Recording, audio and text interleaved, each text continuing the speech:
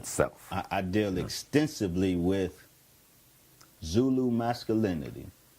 I think I argued that the situation of the Zulus of Southern Africa are prototypical in terms of white supremacy's systemic unmanning of the black male, but specifically the type of manhood that strikes the most fear in the hearts of white supremacy. In the Zulu case, it's prototypical because pre-colonial Zulu masculinity has its nearest parallel in America with the masculinity that the Most Honorable Elijah Muhammad produced in the FOI.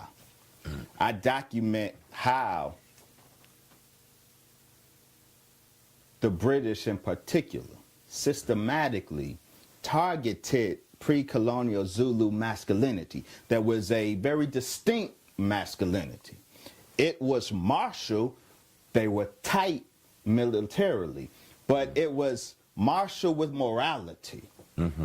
It was masculinity that was martial, meaning military, but anchored in integrity and social consciousness. It was a beautiful display of masculinity. It was not just a exquisite or exceptional use of spears that humiliated the Queen of England or the British during at the loss by the British Army's loss to the Zulus. It wasn't just the use of the exceptional use of spears. Zulu masculinity, they declared, white colonials declared that the Zulus were the #1 obstacle to white domination in Africa. And it's anchored in that very peculiar form of Zulu masculinity. And that Zulu masculinity, I must note, was anchored in the recognition of the black god Nkulunkulu. The Zulus today, post-colonial Zulus, have a very Christianized perspective of an Nkulunkulu. Let me see if I can wrap a little history around what Dr. Wesley is saying. I think the battle is called the Battle of Islamabad, where Setuweya, the king of the Zulu, in responding to the British Army's attempt to arrest one of his minor kings, whose wives had ran to the British camp complaining about how the brother was treating him. He went and asked for the return of his wives. When they didn't give him, he took his women, like a man's supposed to do. So the British went to Setuweya, the arching king, and said, look, turn that guy over to us. So that ain't happening. And so this was the biggest defeat the British Army had suffered in history at that point. And it was based on the defense of African manhood by the Zulu king. A peculiar, and that's my point, pre-colonial African manhood, very peculiar. That ain't what, that's not happening the now. Signature of the Zulu nation today. Right. And that's my point. It was a very pre-colonial Zulu masculinity was the thorn in the side of white objectives in all of Africa. And that's the reason, and that humiliation, that military humiliation was the last straw.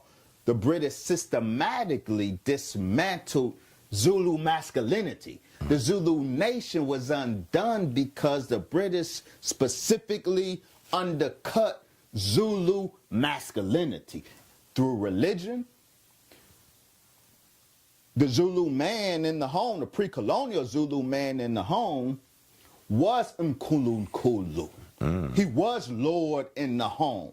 Pre-colonial Zulus were a patriarchal society. Southern cradle patriarchy, not northern cradle patriarchy. But see, you have, in the conscious community in particular, sisters demonizing patriarchy.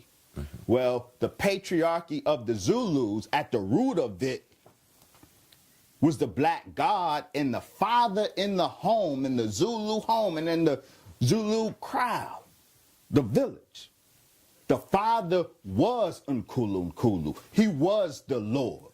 And that's how society, but that was systematically undone by the British through economics and through religion. The woman was snatched by the church, was deliberately snatched by the church and made the head of religion, and then the black man was systematically or socio-economically disenfranchised, and so the Zulu woman is boss in the house now. She's the one that's over religion. The father is not calling on ancestors anymore.